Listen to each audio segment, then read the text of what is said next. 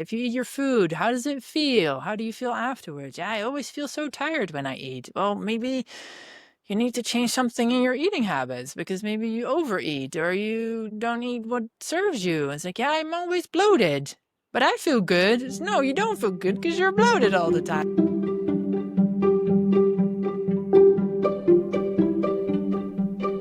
Hello, and welcome to the How to Take Care of Yourself podcast. It's your host, Veronica, and I am so glad you're here. If you are new here, welcome to the How to Take Care of Yourself podcast family. I'm really glad that you decided to press play today. So, I know something about you if you've joined this episode today. I know that you're someone who seeks depth, healing, and a life that's aligned with your true purpose. You're not just surviving, you're crafting a life worth living. Today, I'm honored to introduce you to Rianne Wolswinkel. She's a holistic therapist whose journey from life sciences to Ayurveda and yoga therapy is nothing short of inspiring. Living in the serene landscapes of Vieira de la Frontera, Spain, Rianne combines ancient wisdom with modern understanding to guide others toward balance and well-being. In our conversation, we delve into her personal healing journey, challenges of living with kidney disease, and how she found solace and strength through Ayurveda and yoga therapy. Rianne's approach is gentle yet profound, and she offers insights that resonate deeply. Before we dive in, just a gentle reminder, I need to let you know it really, really helps us out when you hit subscribe to the podcast. So if this podcast speaks to you in any way, if it helps you in any way, please hit subscribe. And please, please send it to someone you love that you think would benefit. Your support means the world to me. Now, let's journey together into this enriching conversation with Rianne. Hello, Rianne. I am so excited to have you here. How are you? I'm great, thank you. How are you? I'm good. Thanks for asking. So, I've already told my viewers a little bit about you, but I'd love to have you introduce yourself for those that don't know you. Well, hi everyone. My name is Rianne. I am Dutch, but I live in the south of Spain. Not in my dome. This is actually more my work and practice space. But I live in a van, which is, it's not what everyone else does. And I'm an Ayurvedic health counselor, a yoga therapist, and a massage therapist. And I live here in a community in the south of Spain, where we work on a big piece of land where we do land regeneration. We plant trees and we try to keep all the water on the land because it's dry here. So, yeah, that's kind of what we do. And so I also contribute to the project besides doing my own work. How long have you been there? I've been here in this specific project now for 4 years, but I've been in my van for 8, which never thought that would happen, but here we are. Yeah. That's amazing. That sounds like it's a real adventure. Yes. I mean, I'm not traveling so much anymore. So I've been on this project for 4 years, and then I was in a different project for 2 years. And the 2 years before that, like my first 2 years were really about traveling. And I went from like the north of Europe, like Norway, Sweden, to all the way down to Morocco and kind of like everything in between. Not too far east, but up and down. Yeah, that was a big adventure. I never thought I would be able to do that, but you do things or you do work in life, or I did work in life to get to where I am now. And I'm able to comfortably live in a van and in a community, which, yeah, I think 15 years ago, I would have said like, yeah, that's never going to happen.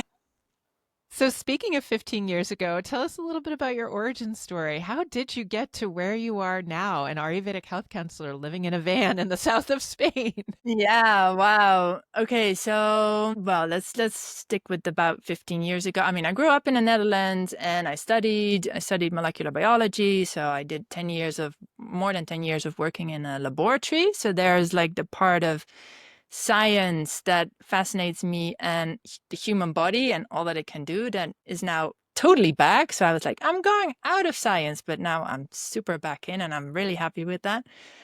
Um And then in that job, I was kind of like, meh, I liked the job and I had great colleagues, but it, there was something missing, like that. Oh, something missing. And I done my yoga teacher training, and I was like, I just need some time and space to see how I can do this, how I can develop this.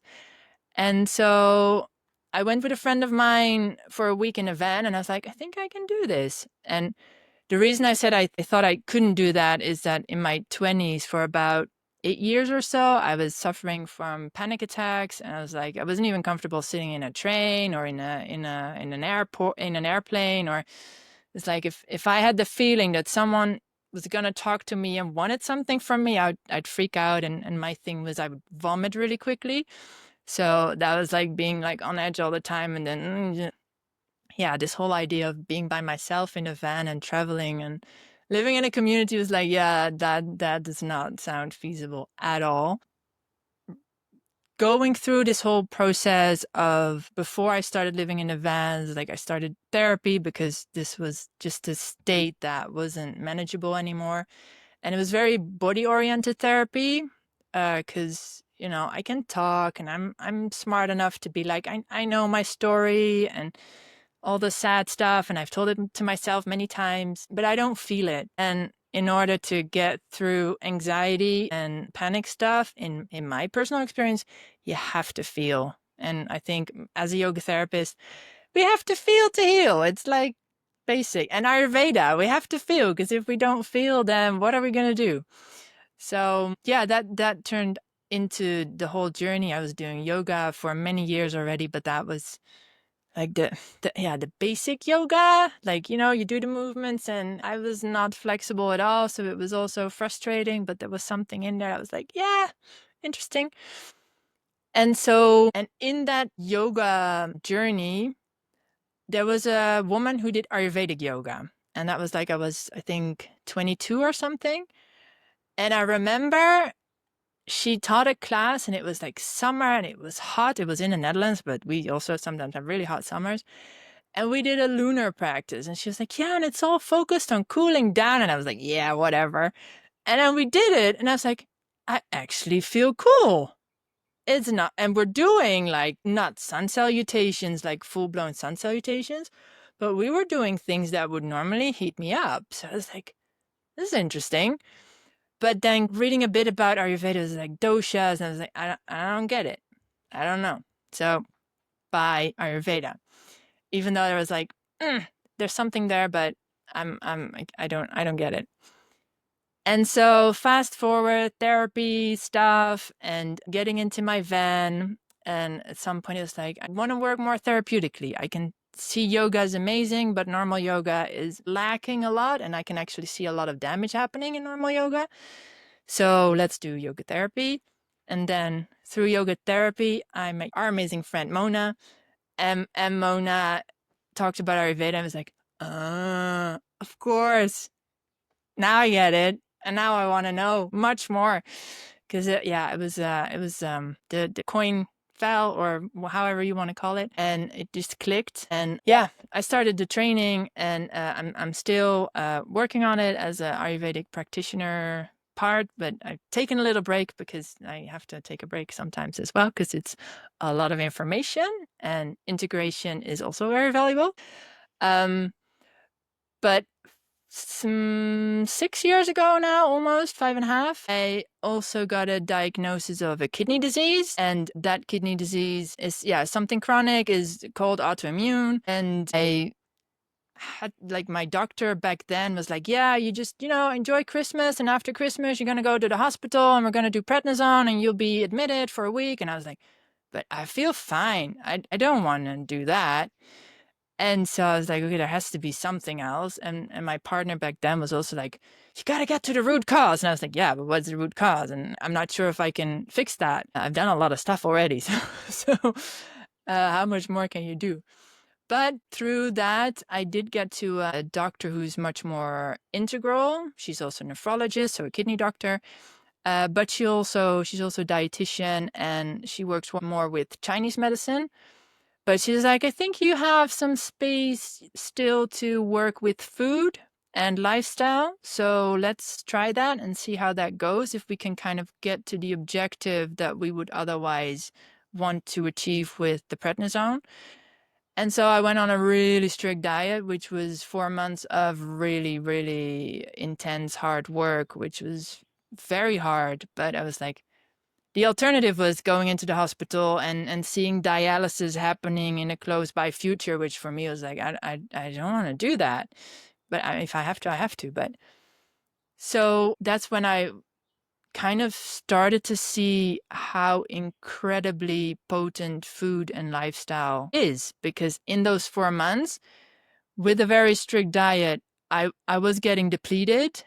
But now with all the knowledge I have from an Ayurvedic perspective, it got rid of all the ama. So one of the things they look at in kidney disease, at least in mine, is if you have protein in your urine, and that went down by a third.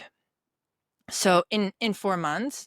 So it's like all the ama was being cleaned up, and that was kind of the goal of the prednisone. So it was like, okay, and we needed to change the diet because I was like, my menstruation was getting weird and I was feeling weak, and I was like on food all day because it was so limited. And I need food because I have enough pitta in me to be like, give me food, or else, that's not a good moment for no one. So yeah, that kind of got me into the whole food thing. And then 2 years after that, I met Mona and learned about Ayurveda, or yeah, a year and a half. And it was like, this is like the why behind everything. And as a Western science person, I'm not very easily being like, oh yeah, no, this is true. I believe that. So, but Ayurveda, I've yet to find something where I think like, no, Ayurveda, now you're bullshitting me. And that hasn't happened yet. So, yay, Ayurveda. Yay, Ayurveda. Yeah. So that's also how Ayurveda became, like, for me personally, like a huge part of my life, to work with it to support me in my health. And even though my kidneys are now at about 35%, which is enough to function well, but it's not 100%. So, and I know a lot of people who have better kidneys but have more protein in their urine, and they're all tired and they have pain, and I don't know what they all have, but they have a lot of stuff. And I feel actually really good. I mean, the past 2 months we've been building a straw bale house here, and I've been helping out, and was on the roof hammering away, and I'm good. So, yay Ayurveda. It's really, and my nephrologist, yeah, couldn't have done it without her. Yeah, she's like the best support ever. Yeah. That's amazing. Have you talked to her about Ayurveda? Are you integrating with her? Yeah. Yeah. Yeah. I even was like, because Mona recommended me to take some tea, some herbs in tea that are specific for kidney conditions. And so I didn't mention it at first, but at some point I was like, might be a good idea to mention it to her. And she was like, oh, I know that one. How are you taking it? And I was like, in a tea. Okay, yeah, only in a tea, because not in pill form or anything like that. Just if it's just in a tea, then it's okay. It's like, wow. And I can email her, I can WhatsApp her, and with my previous doctor, it's like you have to make an appointment with the assistant, and they never. It's like, so she's amazing. Yeah. I wish everyone who needs doctors would have doctors like her, or work with people like us, because, we're also pretty damn awesome.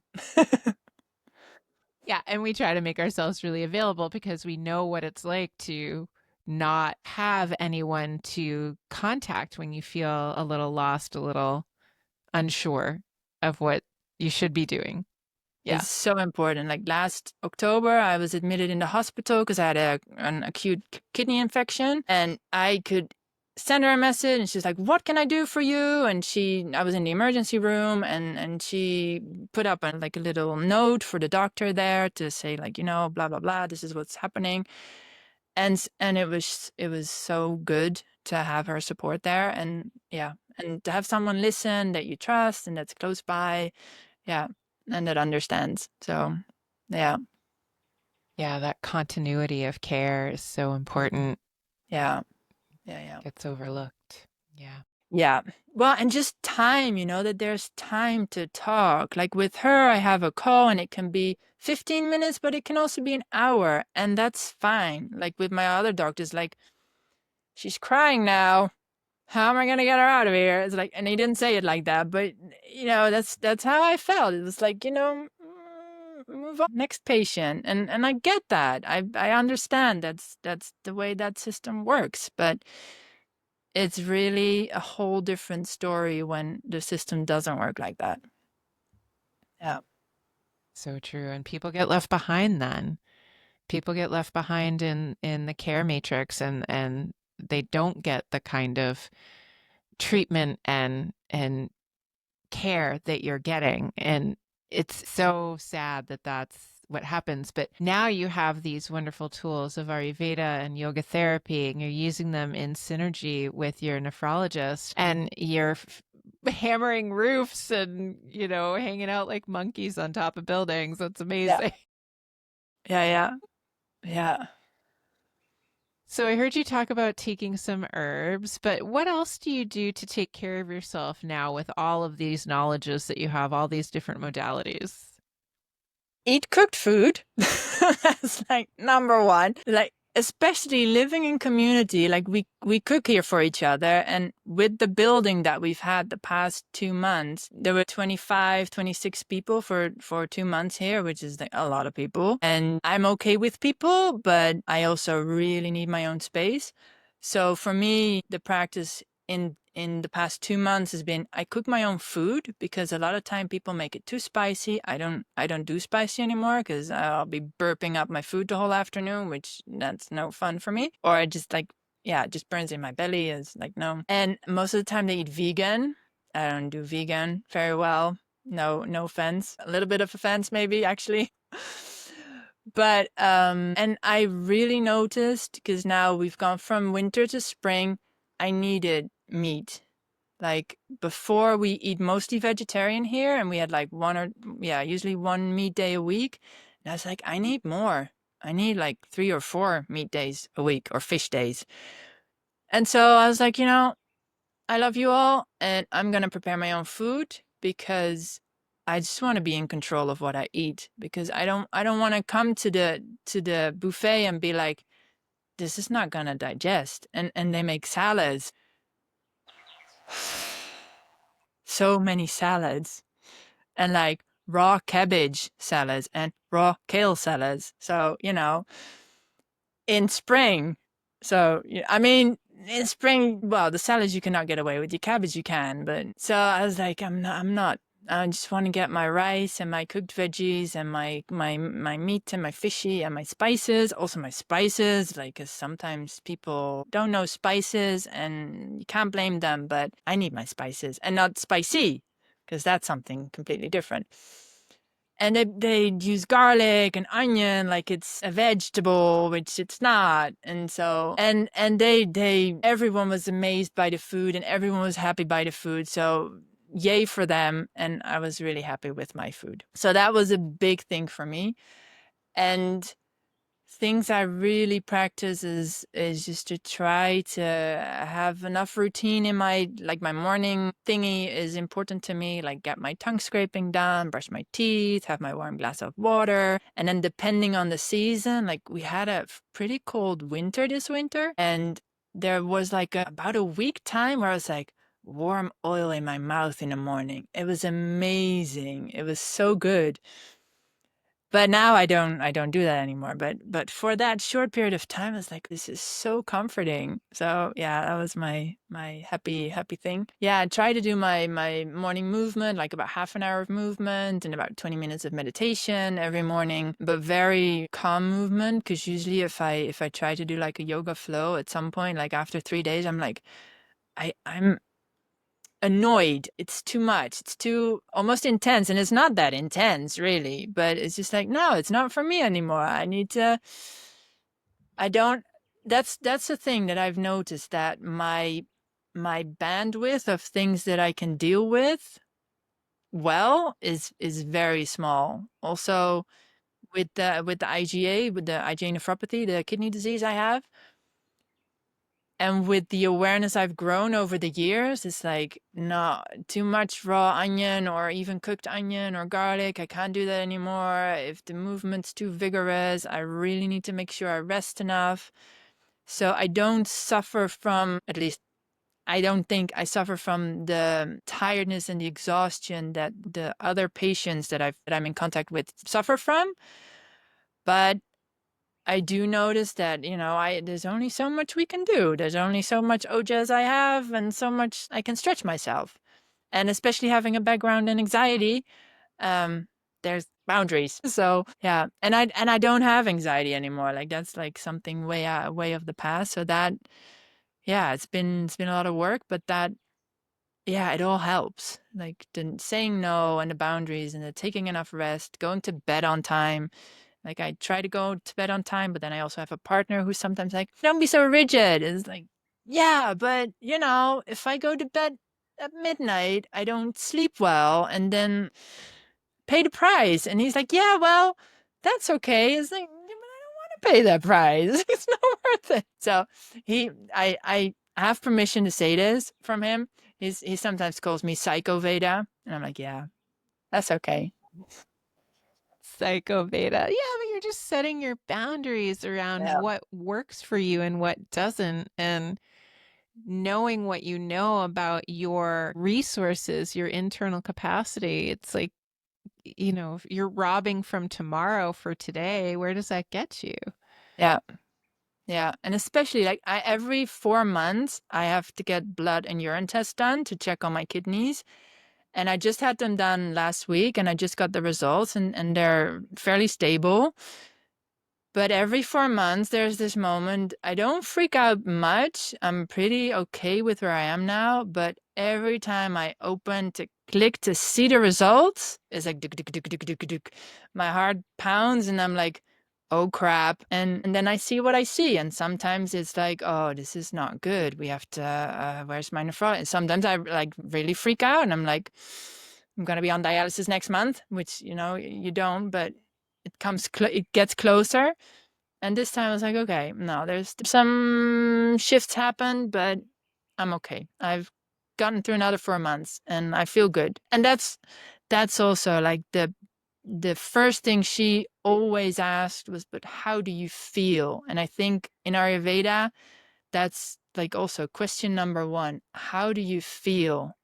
And even if your labs are crap, how do you feel? If you feel somewhat okay, then that's workable, that's good because it's about how you feel. Like even if the labs are bad, then if you still feel good, then there's something good happening.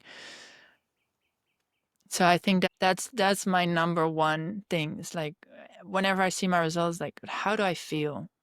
And I feel really good. I feel healthy and some other things shift, like my period got better and I feel stronger. Like before I would have like a little bit of a hard time the week before. I'd be more tired and now eating more meat, I don't feel that anymore. So, it's this constant tweaking and yeah, the seasons change, I change and it's just this, I haven't got it figured out, but it's because you can't, because it changes. So it's this continuous like, okay, what's happening now? Is this useful or not useful? Hita, hita, sukham Yeah, dukkam, yeah, right? It's that constant interplay. And you're right, you're always trying to hit a moving target. There's never going to be a moment where you're like, I got it figured out. Because then as soon as you do that, the wind blows or the sun changes or, you decide to indulge your partner and stay up till midnight. And then you've got to yeah, deal with the whole shenanigan. Yeah. yeah, Yeah. yeah, yeah. Yeah, and yeah, other things I was thinking of, like what other routines do I have to keep me healthy? Is like, especially also when I travel, like the little things to oil and to have kitchery when I travel, and to really find as much stability around traveling as I can to get through that. I don't travel that much, but I also really feel the price that is when you travel. Like, wow. Before I was like, yeah, of course you're constipated, but constipated is not a problem. And now it's like, oh, I'm constipated.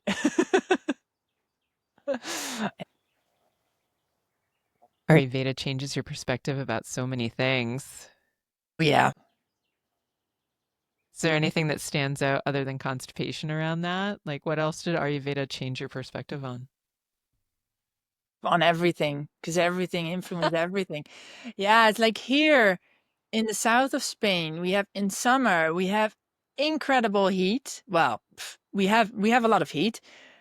We have a wind here that has a name. Well, we have two winds that have their own names. The Levante is an east wind that is drying, very drying. So if that blows in summer when it's like 35, 38 degrees Celsius, you're like with that blow dryer in your face because it's not like a gentle breeze. It's like woo.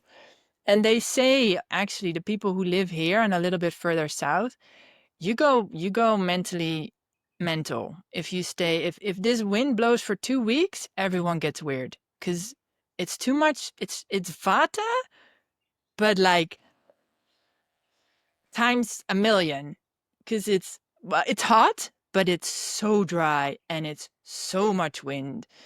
And it's just like you drink 5 liters a day and you're still kind of like, I'm thirsty. Why am I so thirsty? And you don't pee because, or barely, because it just goes away.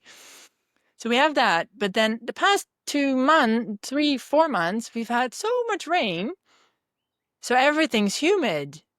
And then, how do you deal with that? That's like a whole different story.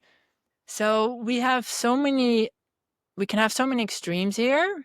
Like, now it's nice and sunny and there's a breeze and it's lovely. But when the Levante is here, it's like, oh, okay, it's Levante time. And it's a huge thing. So and now I understand that, oh, it's Levante. I'm constipated. Of course. I get that now. But before it was like, why of course I'm dry, my skin is dry, I get that. But all the other things that come with that has thanks to Ayurveda has become more obvious. And it's like, okay, of course that's happening. And when it's really humid and I want to oil myself, and it's like, yeah, don't do that. It's raining today. You just don't. There's just no point. So yeah, Ayurveda has made so many things more obvious. Also, when I see people with diseases, it's like, yeah, I get why you have what you have. And I'm sorry you're suffering from that, but I can see with the other things you have or with what's been going on, it makes sense that you're suffering from this now, which is interesting and also sometimes, yeah, a bit sad, and frustrating because sometimes it's like I could help, but but what's food gonna do, right? Or drinking boiled water, what's that gonna do? Well, yeah. And it can be frustrating too when you see someone who you know or you care about who is suffering and they haven't asked you for help, and you can see exactly so clearly what they're doing to themselves. And because they didn't ask, you can't say anything. Except with my partner. That's why he calls it Psycho-Veda, because I'm like, are you eating salad? And yesterday he was eating yogurt with fruit. And I was like, seriously? Because he's got itchy skin. So I was like, dude, I did get him on some herbs. So that was like, but when you take the herbs, don't do the other stuff. But work in progress, work in progress. I also, he has enough pitta in him to be like, I got to figure this out for myself. And I'm like, okay, fair enough. But I also have enough pitta in me to be bitchy about it sometimes. Sorry, not sorry. I can imagine there's some interesting conversations going on for sure. Yeah. Yeah, it's hard. I know your partner, and for anyone who is contemplating a career in Ayurveda, your partner, your spouse, your boyfriend, your girlfriend, whatever, they are along for the ride whether they like it or not. Yeah. It really is something that kind of takes over. And and I told your class, and I tell every class, like, I can tell you about Ayurveda, but I can never untell you about Ayurveda. So you're going to know it, and you're never not going to know it, and you can't help but see what's happening. And sometimes that's a blessing and sometimes it's a curse. Yeah. Oh, and also with family member as well. Yeah. Don't treat your family. Yeah. No, never treat your family. No. It's frustrating, number one, and number two, right? I don't treat my family because I want to keep loving them. Yeah. Yeah. I sometimes like I do my little, but if you're like very gassy and you're eating a lot of salad, maybe tone it down. But yeah, then they also read other things of like dietitians and I don't know what, and they're like, no, but they say you have to do this, and it's like, yeah, but they don't know what I know. But yeah, and I also don't want to be that person who's like, yeah, but I know best because I know Ayurveda is, but up to now, Ayurveda knows a lot and has been pretty on it. So, got to give Ayurveda a lot of credit, actually. Yeah, it's sustaining, it's what, like 5, 10,000 years old. There's something to be said for that. If it didn't work, I feel like people would have dropped it. Totally, totally. So speaking of the sustaining quality of Ayurveda and our inability to treat our families, but our abilities to help to educate others, if you had someone come to you and they were just starting out on their wellness journey, what would be the things that you would give them? What would be like the non-negotiables? Like if you really want to see the needle move, this is what you start with. Definitely cooked food because, yeah, so many people, and just like explain to them, like, I know everyone eats salads and that a lot of people say that salads are easy to digest and blah, blah, blah. And Ayurveda disagrees. And just try it, and really first also kind of like check with them what their capacity is, because I also know that there's a lot of people out there who just can just only do one thing. So then cooked food is a really good one to start with, although sometimes that's already like, yeah, but I'm not gonna let go of my salads or my yogurt with fruit. But I think the cooked food is a good one. Yeah, and with cooked food, then that's also boiling the water, because that has done so many things for so many people. Like in our class year, I've heard so many good stories of people starting boiled water. So it's like, really? And so I think those would be the biggest things to start with.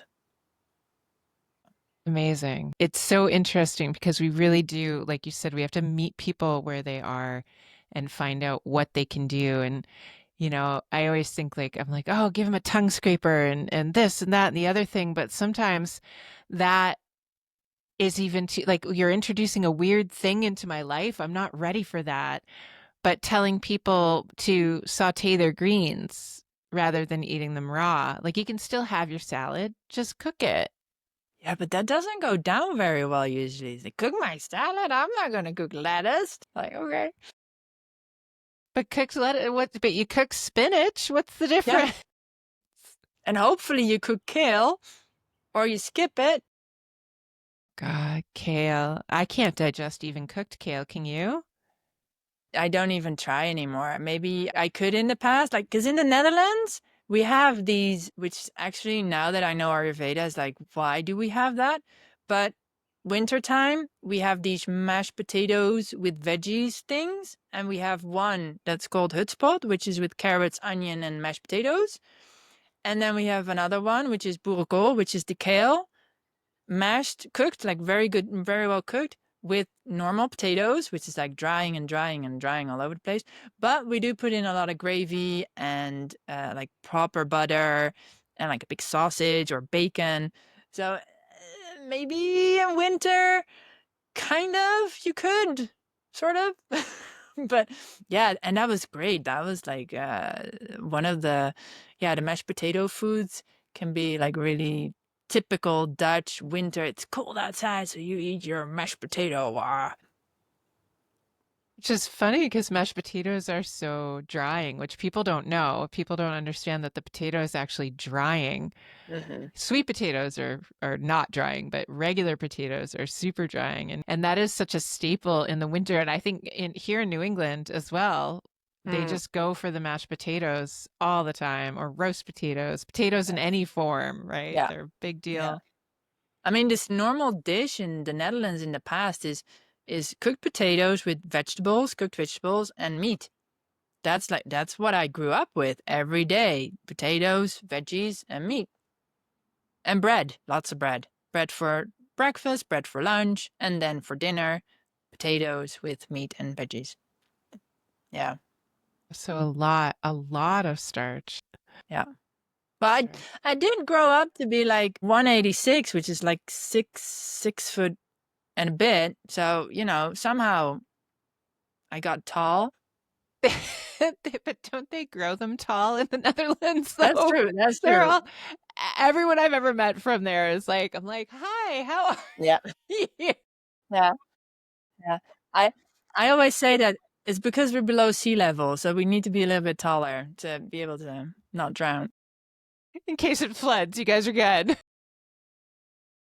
Yeah. That's hilarious. Yeah. What are some other things you've learned during your journey that you wish people knew to do to help themselves live better lives?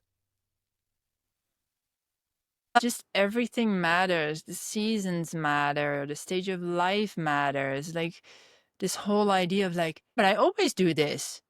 And now I feel weird.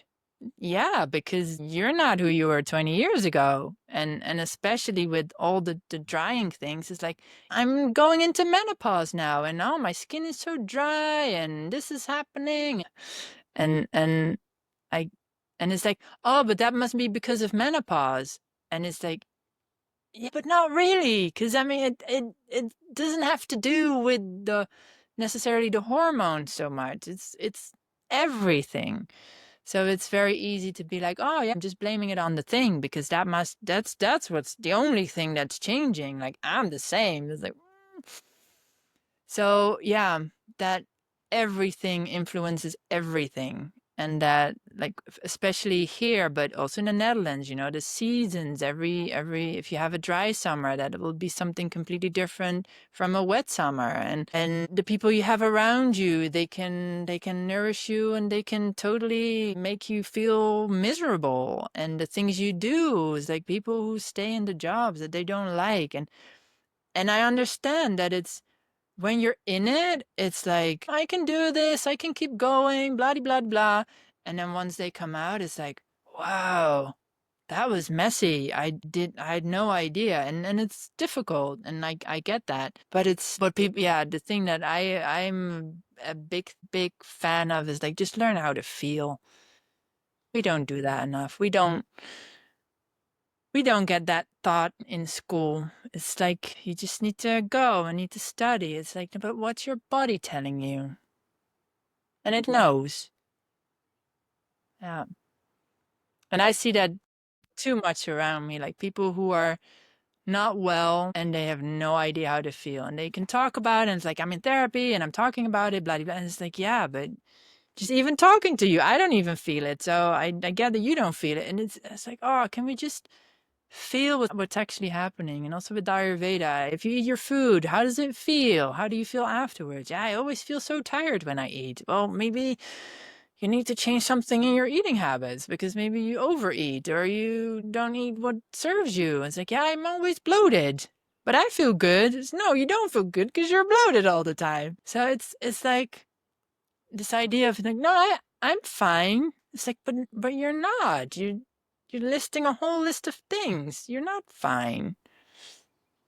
So yeah, feeling. Gotta feel. Do you think that, and it sounds like I used to think it was just the West, but I think it's all over the place. Do you think people are kind of trained out of listening to their bodies? Yeah, we do too much. I mean, part of it is like, yeah, let's blame it on society because, that's an easy one to do. And at the same time, I also think that a lot of people, it's scary to go inside. No one likes to look at their crap. I didn't, like when I started therapy, God, the first 2, 3 months, I hated myself. I was like, I didn't get any better. I was like, who am I? What am I doing to myself? It was horrible. It was like crying all the time. It was like, am I doing this to myself? I was like, yeah, you kind of am. And and not because you chose to. It's like I have my whole history. It's like my mom died when I was young. So, there's this whole gap of attachment issues and so I can totally get where my anxiety came from and also where my kidney stuff is coming from now. So even though I had that all my life. But so we have to do our part. And I know that's not always like, oh yeah, let's do our part, because it's not at all. I mean, now 15 years later, I'm like, okay, what's around the corner now? Like, and then sometimes I see something on myself, I'm like, really? Am I doing this? Okay, right. But it's good. It's fine. But the beginning, that's hard. That sucks. Yeah. It does suck. And that can be off-putting to people. And I think it's why, because we're, I don't know how I want to say this, but we're not, as humans, we're not always so great at doing hard internal work. A lot of times we're much more interested in, pushing a boulder up a hill, but we're not as interested in moving the things around in ourselves to really take a close look at where we're deficient or struggling in some way. And then, just like you said, then turning that magnifying glass internally, really noticing and then trying to fix it. It's painful and it's messy and it kind of sucks, but then it's worth it. Yeah. Yeah. I always find it so curious. And I mean, I stuck with my anxiety for about 8, 9 years. So, but just staying comfortable in a shitty situation instead of making a change, because I'm used to this. I can kind of manage, and my life's kind of like, okay, I can sit this out another 40 years. Maybe it'll change. Like, also this idea of like, I just keep going and it'll change. And yeah, it probably just gets worse, or it'll change, but it doesn't go away like that. It's not magic. And you touched on something there. There's the human tendency to keep doing what's going to keep them out of balance or in a miserable situation because it's familiar. Yeah, yeah. Think that's often what keeps people stuck, because they're like, yeah, I could go see what's behind door number 2, but I already know what's behind door number 1. And I'm so used to that even though now I am sick and I'm tired and I'm upset and I kind of hate myself and I hate my life, but that's all familiar. Yeah. Being happy is terrifying because I don't even know what that feels like. Yeah. Yeah, yeah. Yeah. I also find that amazingly interesting in a kind of disturbing way with the kidney patients, that someone once told me, wow, you must be very strong, and I really think it's amazing that you do your diet. It's like, I think you have to be really strong to go to the hospital 3 times a week for 5 hours for dialysis.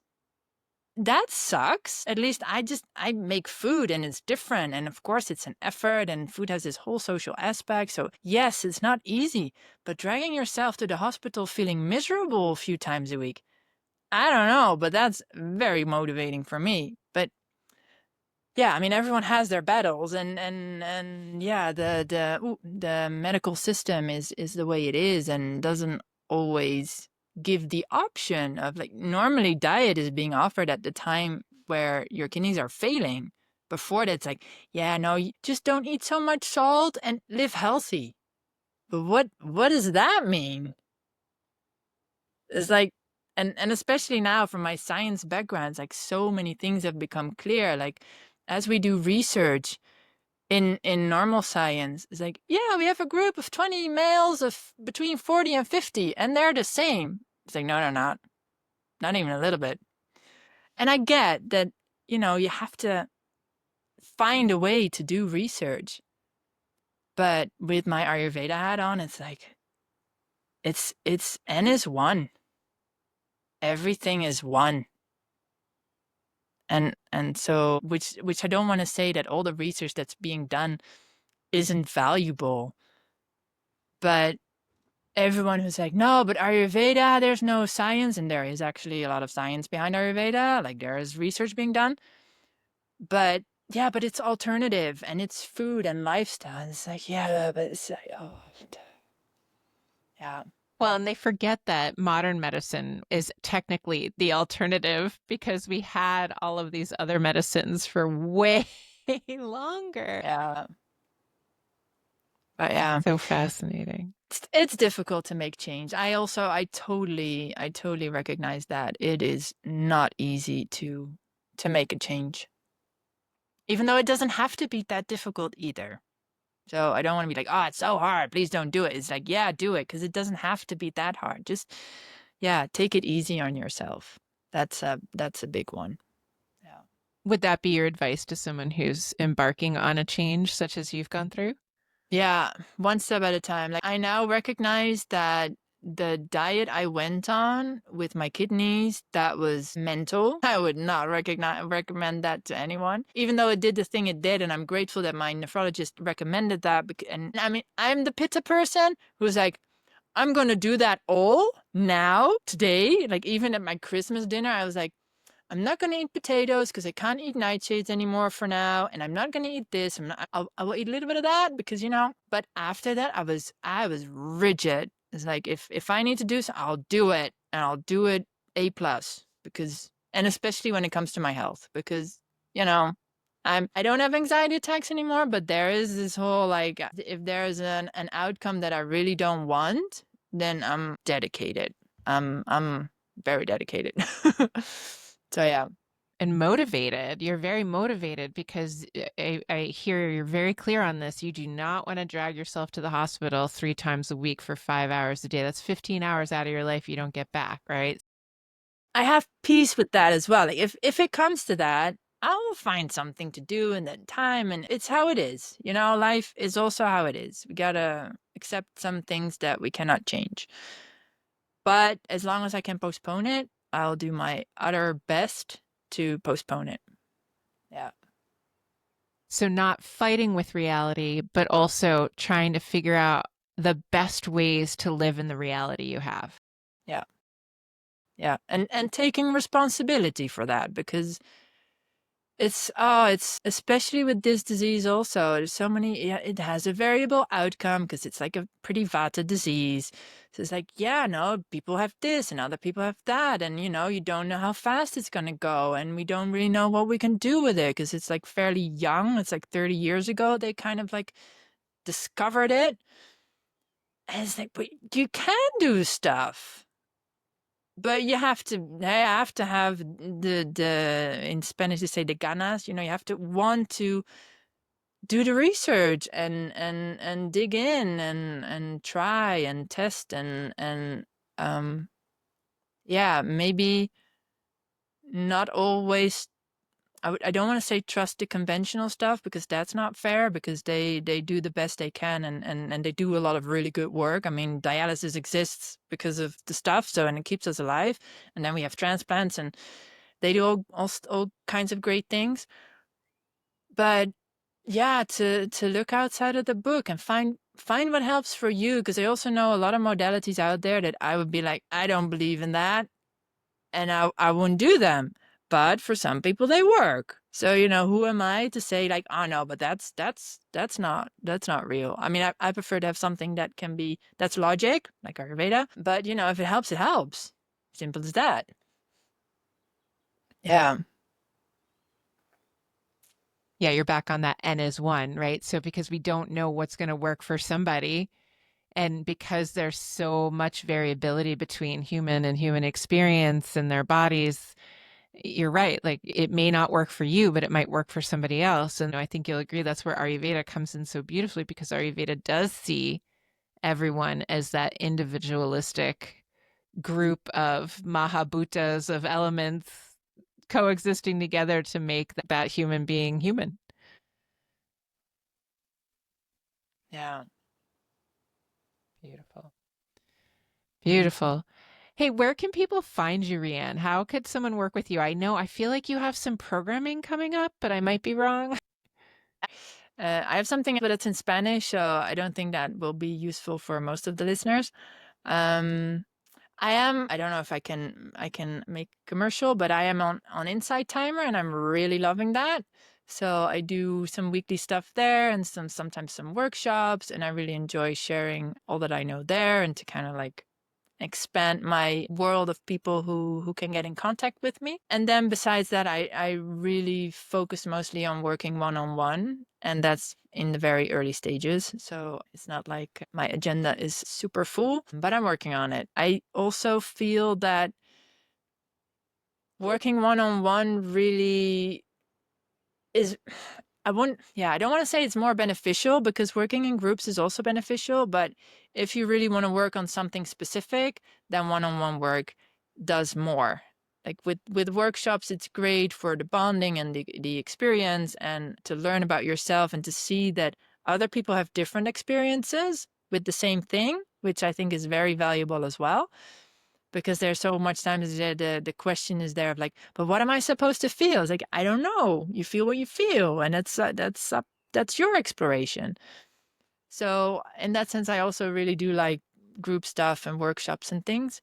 But yeah, for the really therapeutic stuff, the one-on-one is amazing. Yeah. And are you doing that via telehealth, or are you doing that in person where you are? A little bit in person, but my focus is on online, because I'm living here now, and I've been living here for 4 years, which I never expected, but I'm not expecting to be here forever. So I like also to work with Dutch people and English speaking people, because here I'm in a very secluded area of Spain in that sense. Like in summer it's busy here, but yeah, to really be able to reach the people who need it, this specific area is not really the place for that. So, and I like online work. Yeah. Yeah. And so, what's your website for the listeners? My website is my full name, so that's RianneWolswinkel.com, but you'll find that in the comments below because no one's Yes, going to you spell will, that because right. that's we're not going to be able to spell that. And then, are you on Instagram or Yeah. Facebook or I'm on anything? Instagram, on Facebook. I have a little bit on TikTok, but I don't do too much with that. I'm on YouTube. Yeah, and I'm on Insight Timer then since Yeah, this and year. we'll link to all of that in the show notes. So we'll have all of that ready to go. And Yeah. so, is there anything that you wished we talked about that we didn't get to? I don't think so. I mean, I think we could talk for hours more, but We it, totally could. but no, this has been amazing. Yeah. So, we have a history on this show that I ask two questions of every guest at the end of the show. One comes from the Delve deck, which Mm. is a deck of conversational cards. So, I just randomly picked a clump of cards from the box and I'm going to shuffle them and then we're going to pick a card. Oh, it's a good question. What are you good at that you don't enjoy doing?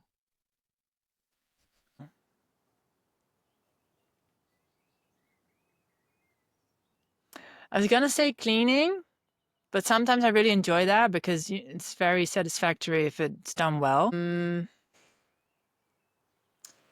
What don't I enjoy doing?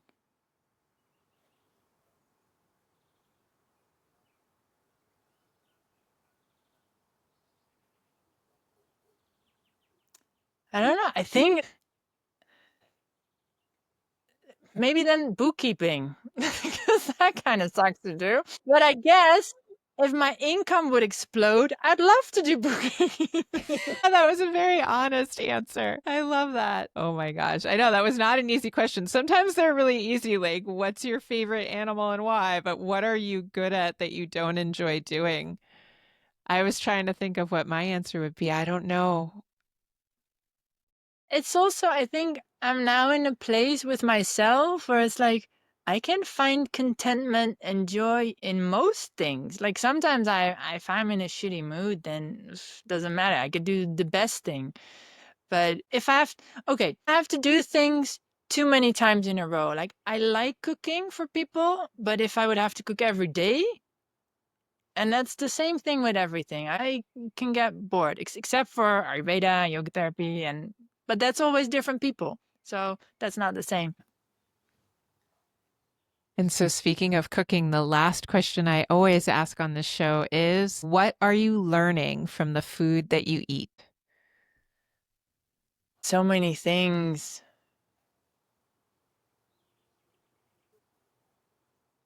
I think, especially related to the kidneys, that Like very small adjustments can make such a difference. When I had my 4-month very strict diet, the only things I was allowed to eat, so to say, was vegetables, but not nightshades, fish, eggs, and that's it. Because I wasn't allowed to eat grains or seeds or anything that could, it's like it's an autoimmune protocol. So anything that has allergenic things, you can't eat. So that was super, super restricted. And so I started to eat like a lot of avocados and bananas and dates because I have to get my nutrition from something. And then the potassium value in my blood went up too high, which for kidney patient is a problem. But then after those 4 months, I could eat more grains and other things again, and I would reduce the potassium foods, and it went back to normal. And it wasn't like I was going super mental on those foods and then not, but I was eating them like more. Just that adjustment changed it. And I think so the power, like food is medicine. Yeah. That was a great Great. answer, Rianne. Thank you so much. Oh, it's my pleasure. So much fun. Well, I'm so glad you're here, and I can't wait until we do it again. Me too. It will be my pleasure for sure. Thanks for having me. Thanks everyone for listening. I'm sure they enjoyed it greatly, Rianne. Thank you so much. Thank you, Bay.